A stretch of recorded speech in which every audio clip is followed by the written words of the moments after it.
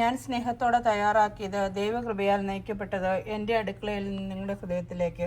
ഇന്ന് നമ്മൾ ഉണ്ടാക്കുന്നത് വ്യത്യസ്തമായിട്ടുള്ള മുട്ട സ്റ്റൂവും പാലപ്പവുമാണ്. നല്ല ടേസ്റ്റാണ് കഴിക്കാനായിട്ട്. മുട്ട നമ്മൾ സാധാരണ ഇറച്ചി വെച്ചിട്ടും ഒക്കെയല്ലേ നമ്മൾ സ്റ്റൂ ഉണ്ടാക്കാറുള്ളത്, വെജിറ്റബിൾ സ്റ്റൂ ഒക്കെയല്ലേ. ഇത് അതിൽ നിന്ന് വ്യത്യസ്തമായിട്ട് ഞാൻ ഇന്ന് ചെയ്യുന്നത് മുട്ട കൊണ്ട് എങ്ങനെയാണ് സ്റ്റൂ ഉണ്ടാക്കുന്നതാണ്. മക്കൾക്കൊക്കെ, നമ്മുടെ പിള്ളേർക്കൊക്കെ നന്നായിട്ട് ഇഷ്ടപ്പെടും. എരിവൊന്നും അധികം ഇല്ല. അതുകൊണ്ട് മുട്ട കൊണ്ട് എങ്ങനെയാണ് സ്റ്റൂ ഉണ്ടാക്കുന്നതെന്ന് നമുക്ക് പെട്ടെന്ന് നോക്കാം.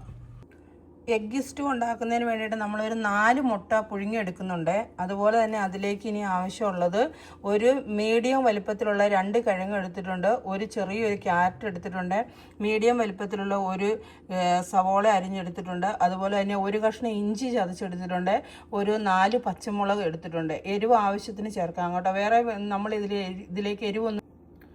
ഒരു ചെറിയ കഷ്ണം കറുവാപ്പട്ട ഇട്ടിട്ടുണ്ട്, ഒരു 2-3 ഏലക്ക ചേർത്ത് കൊടുത്തിട്ടുണ്ട്, ഒരു ബേ ലീഫ് ചേർത്ത് കൊടുത്തിട്ടുണ്ട്, ഒരു 1/4 സ്പൂൺ മഞ്ഞൾപ്പൊടിയും ഒരു 1/2 സ്പൂൺ ഗരം മസാലയും കൂടി ചേർത്ത് കൊടുത്തിട്ടുണ്ട്.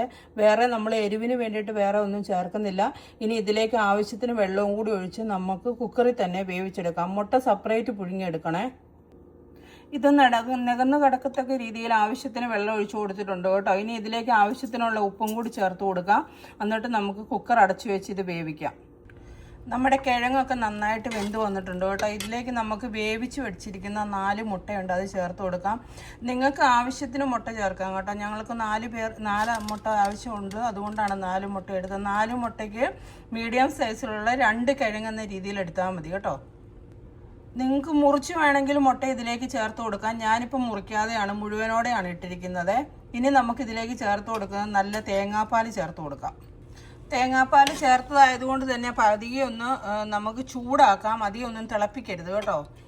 ഒന്ന് മിക്സ് ചെയ്ത് കൊടുത്തതിന് ശേഷം ഒന്ന് ചൂടാക്കാം പതിയെ. അപ്പോൾ ഇത് ചൂടായി വന്നപ്പോൾ ഞാൻ ഇതിലേക്ക് ചേർക്കുന്ന ചതച്ച് വെച്ച കുരുമുളക് പൊടിയാണ്. കുരുമുളക് പൊടി ഇച്ചിരി ആവശ്യത്തിന് ചതച്ചത് ചേർത്ത് കൊടുക്കണം.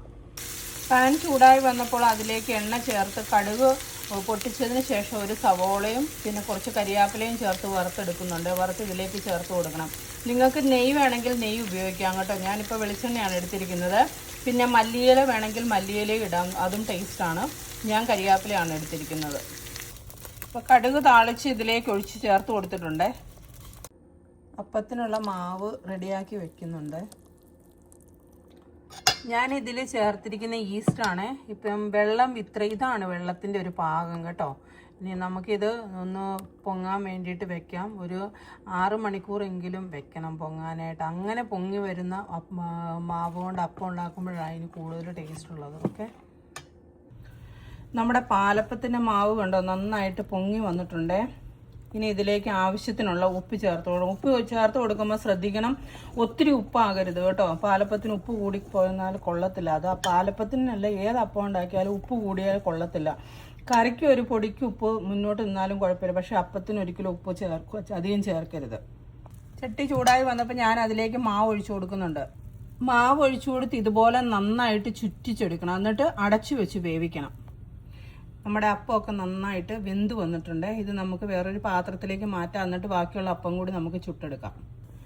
നമ്മുടെ അടിപൊളി മുട്ട സ്റ്റൂ ഇവിടെ റെഡി ആയിട്ടുണ്ട് കേട്ടോ. എല്ലാവരും ട്രൈ ചെയ്ത് നോക്കണം. നല്ല ടേസ്റ്റ് ഉണ്ട് കഴിക്കാനായിട്ട്. സാധാരണ നമ്മളെപ്പോഴും മുട്ടക്കറിയൊക്കെയല്ലേ ഉണ്ടാക്കണം, അപ്പം അതിൽ നിന്ന് വ്യത്യസ്തമായിട്ട്. പിന്നെ അതുപോലെ തന്നെ സ്റ്റൂ നമ്മൾ ഉണ്ടാക്കാറുള്ളത് വെജിറ്റബിള്, ചിക്കന്, അതുപോലെ തന്നെ ബീഫ്, അതൊക്കെ മട്ടനൊക്കെ അല്ലേ. അപ്പം മുട്ട വെച്ചിട്ട് സ്റ്റൂ ഒന്ന് ഉണ്ടാക്കി നോക്കി, അടിപൊളി ടേസ്റ്റാണ് കേട്ടോ. അപ്പോൾ ട്രൈ ചെയ്ത് നോക്കുക. Thank you.